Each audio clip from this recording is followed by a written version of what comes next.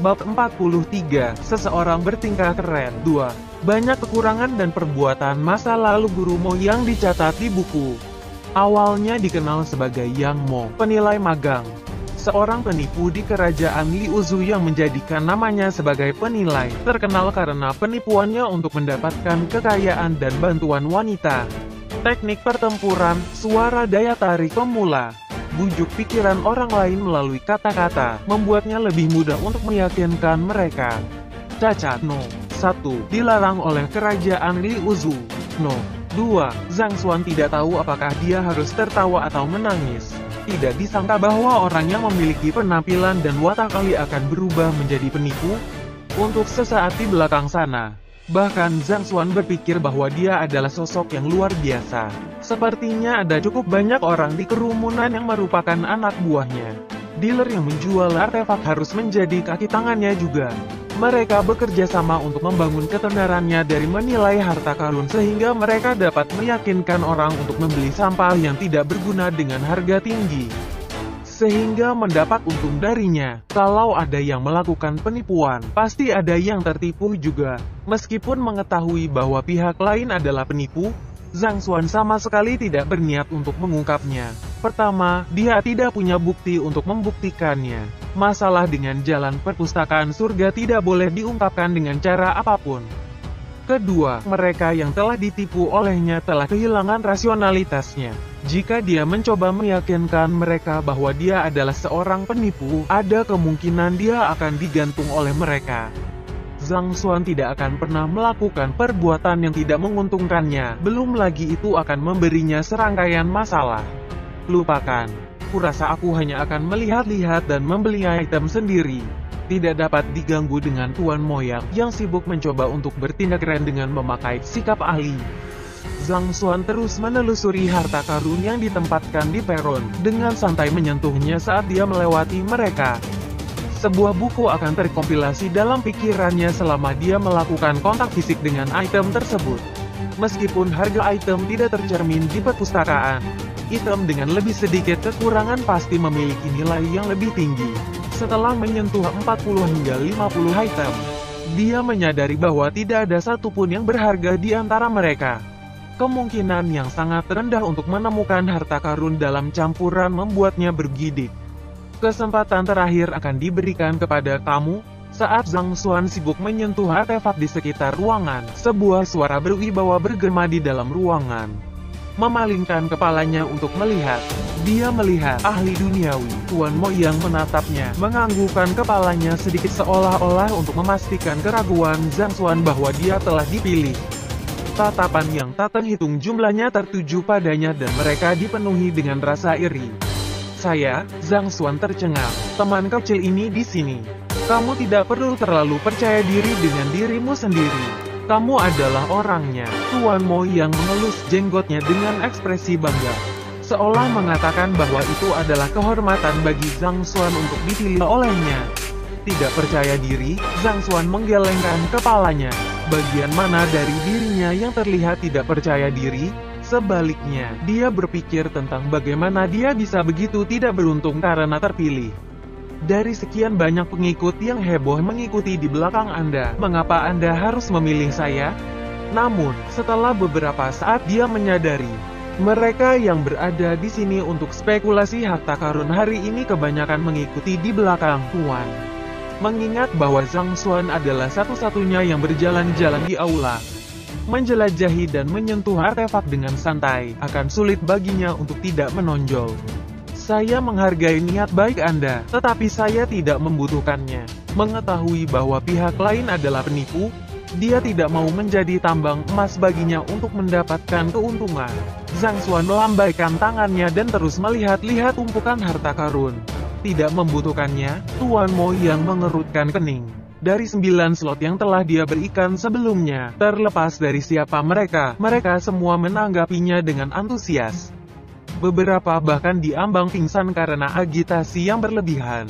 Namun, ketika dia memilih orang ini, dia sebenarnya tidak menginginkannya. Dia menyembunyikan wajahnya yang gelap dengan cepat, melambaikan tangannya. Dia berjalan ke depan sambil membelai janggutnya dan menatap Zhang Xuan dengan ekspresi sedih. Karena Anda di sini untuk spekulasi harta karun.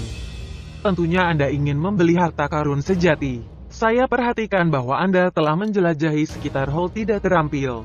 Jadi saya memutuskan untuk menawarkan Anda beberapa bimbingan sehingga Anda tidak akan berakhir bangkrut di usia yang begitu muda. Apakah Anda yakin bahwa Anda tidak membutuhkannya? Jangan mengecewakan saya dengan menolak niat baik yang saya pegang kamu.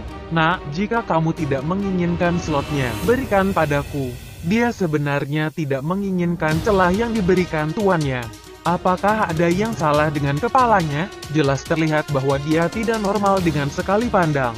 Aku telah memperhatikan orang itu sebelumnya. Dia telah menyentuh semua artefak di ruangan itu.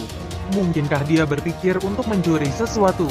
Jika Tuan memberikan kesempatan seperti itu kepada saya mungkin akan bangun dari tidur saya sambil tersenyum setiap hari.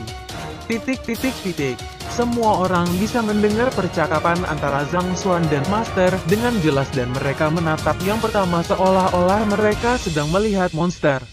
Dia adalah penilai ahli. Dia akan pergi hari ini setelah menilai 10 orang.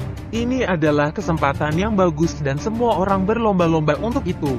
Namun orang ini tidak menginginkannya, jika otaknya tidak rusak. Apalagi, aku benar-benar tidak membutuhkannya. Zhang Xuan menggelengkan kepalanya. Bangkrut, jika saya mendengarkan kata-kata Anda, maka saya benar-benar akan bangkrut. Jangan terlalu cepat menolakku. Sebelum Zhang Xuan bisa menyelesaikan kata-katanya, Tuan Moyang menyela. Dengan mata yang dalam yang mencerminkan welas asihnya kepada dunia dan tekadnya untuk menyelamatkan mereka yang menderita, dia berkata, "Tidak mudah bagi anak muda seperti Anda untuk mendapatkan uang.